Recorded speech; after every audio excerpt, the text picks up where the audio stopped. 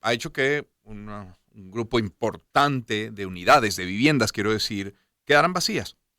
Luego, la prolongada ya crisis económica, la pandemia, que también hizo lo suyo, obligó a que empresas tuvieran que reducir los espacios que tenían, espacio físico, a lo indispensable, o incluso cerrar algunas de sus dependencias sucursales en caso de ser cadenas.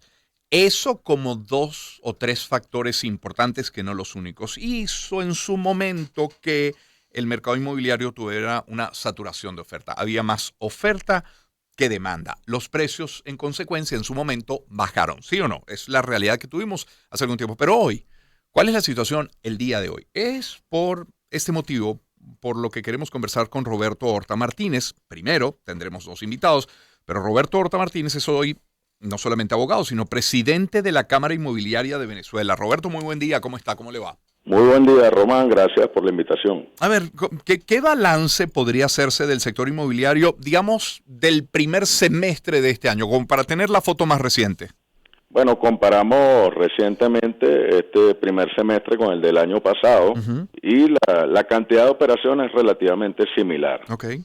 En cuanto a precios, hay unos leves aumentos en algunas ciudades del país, en las principales capitales del país, pero no son aumentos que sobrepasan el 5% de los precios. Es decir, en resumen, hay un volumen similar al del año pasado. El año pasado, en el segundo semestre, aumentó la cantidad de operaciones. Vamos a ver qué sucede para el segundo semestre de este año.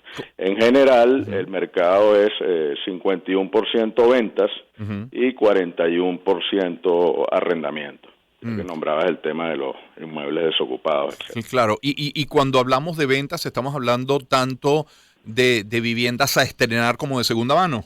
Bueno, no, mercado secundario principalmente porque los proyectos nuevos, prácticamente una situación del área metropolitana, donde en el norte de Chacao se están construyendo una cantidad de proyectos dirigidos a los estratos medio altos y altos.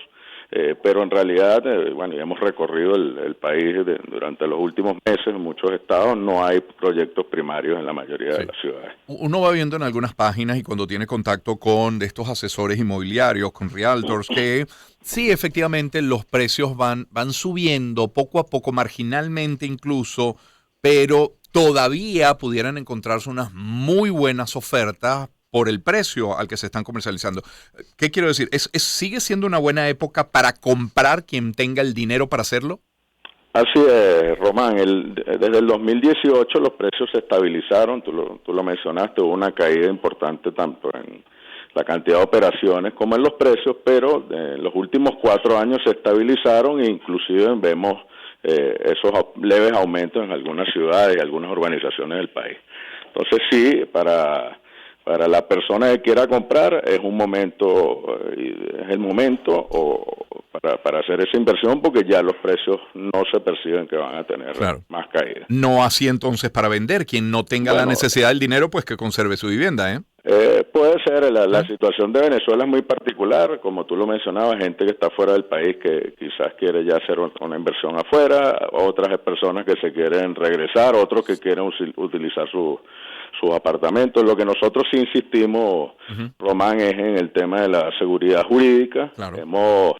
Hay varios aspectos. El primero de ellos, la modificación de las leyes que seguimos insistiendo, en la ley de arrendamientos de vivienda, una ley que tiene que proporcionar seguridad jurídica para que miles de viviendas que están desocupadas puedan salir al mercado. La Cámara de la Construcción hizo un estudio muy interesante de cuál sería el impacto de la reforma de la ley de arrendamientos de vivienda. Eso se presentó en el motor construcción, donde nosotros participamos en el Ministerio de Vivienda, y serían en el lapso de 5 años 250,000 viviendas que saldrían al mercado, que serían ofertados por esos propietarios que actualmente la tienen desocupada, quizás mal mantenida, y que eso, por supuesto, perjudica, aumenta la morosidad de los condominios. La dinámica, estamos conversando con Roberto Horta Martínez, presidente de la Cámara Inmobiliaria de Venezuela. ¿La dinámica en Caracas es similar a la dinámica en otras grandes ciudades capitales de estado, por ejemplo? Sí, es similar, por supuesto los precios son diferentes, pero sí, la dinámica es relativamente similar. Es decir, en Caracas, Barquisimeto, Valencia, Maracaibo, Lecherías en el estado de Anzoátegui y San Cristóbal, hay más o menos la misma dinámica, se mantienen los precios relativamente igual y con leves aumentos en algunas urbanizaciones. En una conversación anterior decía, palabras más, palabras menos, que se necesitan 30 años para absorber los metros cuadrados de las Mercedes, los metros cuadrados a disposición en las Mercedes, sobre todo del sector comercial. ¿Afectó a este sector lo ocurrido con estas detenciones de personas presuntamente involucradas en casos de corrupción? Porque obras se pararon, por ejemplo. Mira, el inventario de metros cuadrados de oficina en Caracas es tan grande, ¿sí?, que quizás esos edificios no tienen un impacto real sobre todo. O sea, estamos hablando de 600,000 metros cuadrados de oficinas entre los edificios nuevos y los que están los edificios tradicionales, y un monto muy grande de metros cuadrados para ser ocupados en la situación actual, que aunado a lo que tú comentabas de la pandemia, donde algunas oficinas, algunas empresas están más bien reduciendo metros cuadrados, evidentemente será, y en esta situación será difícil ocuparlo en mediano plazo. Habría que esperar unos años y una reactivación plena de la economía para que eso se ocupe. Lo otro que te comentaba, Román, en el tema jurídico, hay un registro de extranjeros que se estableció el año pasado por parte del SAREN, del Servicio de Registros y Notarías, donde ningún extranjero, residente o no en el país, puede otorgar un documento en notaría o en registro sin una habilitación previa. Nosotros vemos eso con mucha preocupación, porque no solo afecta a los negocios inmobiliarios, sino el otorgamiento de un poder, el permiso de viaje para un menor. O sea, son cerca de 300 documentos civiles que no puede libremente otorgar un extranjero en el país. Y eso, lo que hemos solicitado es que eso se levante, porque no tiene sentido que un extranjero residente en Venezuela tenga que pasar por un paso, o tenga que cumplir un paso que no tiene que cumplir un venezolano. Nos parece injusto, y eso afecta a la inversión, que es lo que estamos buscando en estos momentos en Venezuela. Y partiendo de lo jurídico, hoy el que es propietario de un inmueble que quiere poner a disposición en alquiler, ¿tiene mayor tranquilidad? ¿Se siente más confiado para poder alquilar su vivienda o no? ¿La situación sigue siendo igual que hace algunos años? Mira, la situación es igual. Lamentablemente no. Nosotros presentamos en el Ministerio de Vivienda inclusive los artículos redactados, propuestos de lo que pensamos que puede destrancar el juego. El juego del tema del alquiler tiene dos temas que afecta esa ley de arrendamientos de vivienda. Uno, el canon de arrendamiento, que está totalmente regulado. Lo que estamos pidiendo es que la mayoría de los inmuebles sean desregulados y que se permita que las partes fijen ese canon de arrendamiento. Y lo segundo es el tema de los desalojos. En un país, cualquier país del mundo, si el inquilino incumple o si el propietario solicita el inmueble, tiene que haber un procedimiento judicial que lo restituya. En este caso, por un amparo del Tribunal Supremo de Justicia, están paralizados los desalojos desde hace más de 10 años. Cerca de 2.500 sentencias definitivamente firmes no pueden ser ejecutadas, y eso trae inseguridad jurídica, por supuesto, y temor de algunas personas de alquilar su inmueble. A todo evento, Román, mucha gente alquila sus inmuebles aunque no tengan la seguridad jurídica, por la necesidad del dinero, por el costo de los condominios que ahora es alto. Entonces, se recurre al alquiler, pero en realidad no existe la seguridad jurídica plena, sino que la gente confía en la escogencia del inquilino, de que la persona sea una persona, que va a cumplir con sus obligaciones, etcétera. Claro, y pagos por adelantado, o sea, hay maneras de blindarse, de protegerse un poco. Sí, de protegerse un poco, pero en realidad lo que debería proteger a las partes es la ley. Claro, sin duda. Roberto, muchísimas gracias por este tiempo. Gracias, Román. Feliz día. Lo otro que te quería comentar, antes de cerrar, si me das un minuto más. es el tema de los aranceles de registro.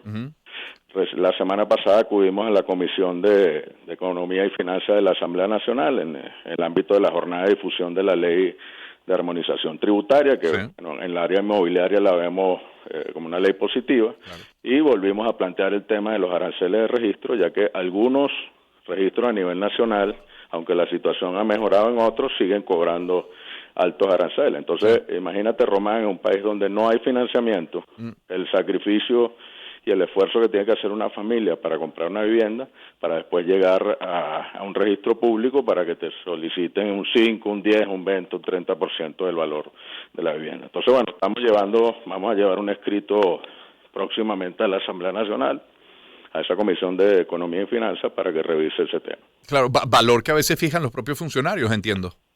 Sí, es discrecional, pero la ley establece un porcentaje máximo del 2% sobre el precio de venta. Sí.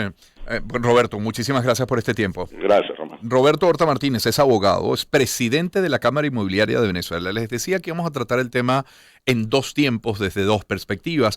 Tengo ahora en línea a Aquiles Martini Pietri. Él fue presidente de la Cámara Inmobiliaria de Venezuela, es presidente de la Comisión de Infraestructura, Vivienda y Hábitat de Fedecámaras, licenciado en Administración de Empresas, especialidad en Gerencia y Mercadeo y en Gerencia Internacional. Aquiles, muy buen día, ¿cómo está?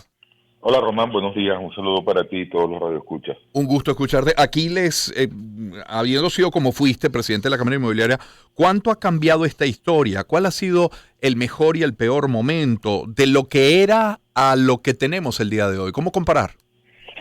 Bueno, mira, realmente la comparación sería, por decirlo poco, ridícula, ¿no? En ese momento en Venezuela se construían 80,000 viviendas al año, había financiamiento, había seguridad jurídica, aunque cada vez menos, y había un mercado con crédito, un mercado hipotecario que funcionaba y realmente pues empezamos a ver desde esos años, estoy hablando del año 2010, 2011, empezamos a ver cómo se comenzó a una persecución, primero con el cuento de la estafa inmobiliaria, después con el cuento de todo lo que tenía que ver con Misión Vivienda.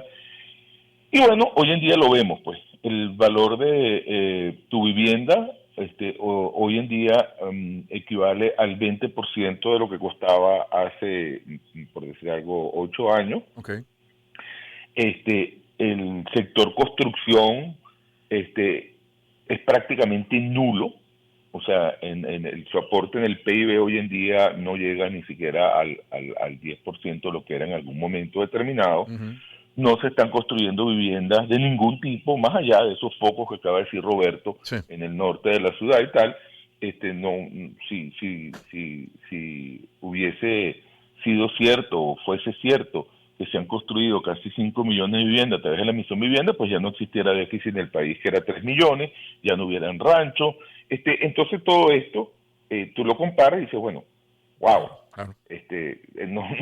Punto de comparación es bien complejo, no hay seguridad, cada vez hay menos seguridad jurídica, la ley de arrendamiento que peleamos, la peleamos personalmente, yo fui a todas las reuniones y la Cámara Inmobiliaria de Venezuela en todo el país, a través de todas sus cámaras estadales se activaron, en la discusión, lo advertimos.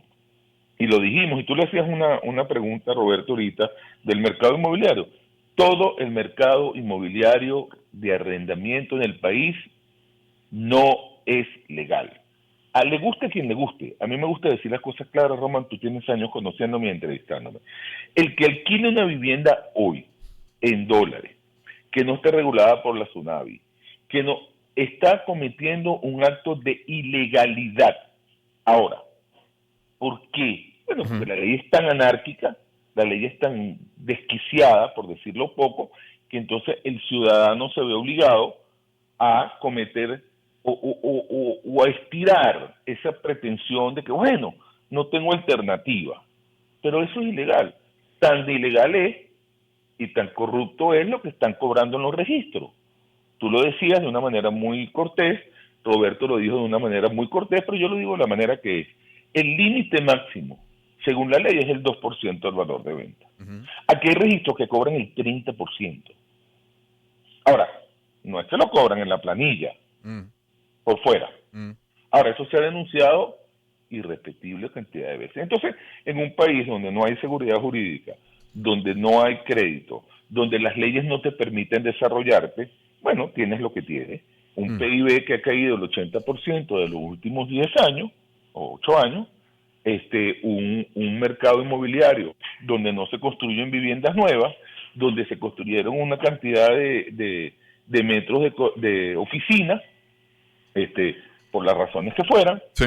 ¿ok? Donde hay 600.000 metros de oficinas donde no se van a poder absorber en un corto ni mediano plazo, y bueno, un mercado donde lo que se está viendo es un movimiento importante en la parte de mercado secundario, porque mercado primario no hay, y a unos precios ridículos, y por eso es que yo tengo años diciéndolo. El que tenga vivienda, que no la venda. Uh-huh. No la puede vender, porque después no va a poder adquirir otra, por un lado, y después por lo que le van a dar por su patrimonio es prácticamente nada.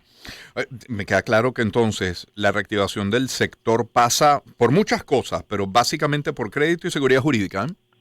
Sí, sin duda, y por la confianza, porque claro. Acuérdate que aquí después tenemos el cuento, que no quiero alargarlo, pero entonces la falta de gestión, la falta de materias primas, la falta de crédito, la falta de seguridad jurídica, bueno, y todo lo que tú y yo sabemos y todo el país sabe, porque es que esto no es nuevo. Tanto yo como todo el mundo lo viene viendo a través del tiempo. Aquiles, no quisiera despedirte sin considerar que siendo miembro del Consejo Consultivo de Soy Venezuela, acompañar a María Corina Machado, ¿cómo marcha la campaña? La campaña por la primaria, en principio. Bueno, tú lo ves en las encuestas. María Corina puntea todas las encuestas. Yo creo que María Corina ha despertado en el país un sentimiento de esperanza, un sentimiento de honradez. Ha sido constante, ha sido coherente durante el tiempo le termina dando la razón, donde, bueno, efectivamente la única persona que hoy en día representa la verdadera oposición de Venezuela, parecerá que es ella, y eso lo percibe el ciudadano, pero más importante aún, tiene un objetivo muy concreto, porque pareciera que a veces todo el mundo tiene objetivos diferentes. El objetivo de María Corina es ser presidente del país para una sencilla razón, para salir de un gobierno o un régimen, como lo querramos llamar, no quiero entrar en ese detalle, que ha destruido el aparato productivo del país, que ha destruido las posibilidades financieras del país, que ha destruido la confianza de su ciudadano en las instituciones, que ha destruido todo lo que nosotros vemos más allá de las pequeñas cúpulas o los pequeños ensayos donde se supone que la Venezuela se arregló, donde hay una y lo hemos visto. Aquí la Venezuela se arregló, yo no sé dónde está. Sí, tú vas para un lugar u otro y sí, como no, ves una cantidad de opciones nuevas. Pero la parte industrial sigue enredada, la parte productiva sigue enredada, la parte de políticas públicas es terrible, la falta de inversión es terrible, la falta de crédito es terrible. Entonces un país no se mueve sin crédito, un país no se mueve sin políticas públicas coherentes, un país no se mueve donde la electricidad, por lo menos anoche en mi caso, se fue 16 veces, porque las conté justamente y me quedé dormido, porque iba y venía. Me imagino que la lavadora se habrá echado a perder, posiblemente, pero un país así no se puede desarrollar. Aquiles, hay un tema, y fíjate, ayer conversaba con el doctor Jesús María Casal, el presidente de la Comisión Nacional de Primaria, y decía yo, caramba, la papa caliente, dicho coloquialmente, sigue siendo el tema de las inhabilitaciones. Hoy María Corina está inhabilitada, y está inhabilitado Capriles, y está inhabilitado Superlano. Pudieran venir otras inhabilitaciones. ¿Qué debería hacer ella en caso de resultar favorecida en la primaria? ¿Qué debería ocurrir con los inhabilitados que resulten favorecidos en la primaria de cara a las presidenciales? Quiero decir, ¿lo han tratado, lo han conversado? Bueno, yo la verdad es que eso habría que preguntárselo a ella, pero lo que sí te puedo decir es que ella lo ha dicho muy claro. Nosotros no vamos a jugar con las reglas del régimen. Nosotros no vamos a aceptar, o el país, no. Cuando digo nosotros no estoy hablando de ella, estoy hablando de nosotros como ciudadanos, como país. Nosotros no podemos aceptar que de manera ilegal y de manera burda, como fue el caso de la inhabilitación de María Corina, sea aceptada por todos. Porque entonces si aceptamos eso, entonces ¿para qué estamos aquí? ¿Por qué seguimos luchando? Si vamos a aceptar lo que nos quieran imponer. Entonces, si ahorita María Corina porque está punteando, porque cuando no estaba punteando a nadie le importaba. Después será fulano, después será mengano, y entonces así, bueno, entonces para que haya elecciones democráticas. ¿Cuáles son la parte de las elecciones libres? ¿Dónde está el verdadero talante democrático de un grupo de personas que va acomodando a su beneficio las leyes, donde la acomoda, no, simplemente las viola, porque aquí hay como dos constituciones, ¿no? La constitución para la que se habla, para la que se dice y para las leyes que se supone que son buenas, pero también hay una constitución y unas leyes para... Ahí tú tienes el caso del gobernador que amenazó vulgarmente para violentarle la integridad física a María Corina. Bueno, si eso lo hubiera hecho alguna persona de lo que pudiera ser no régimen, bueno, le hubieran abierto cualquier cantidad de procesos y traición a la patria y cualquier cosa, y instigación a la violencia, pero no, aquí todo el mundo es mutis. Entonces así un país no funciona. Ahora, si nosotros queremos como ciudadanos que sigamos en lo mismo, bueno, aceptemos entonces estas normas y estas reglas.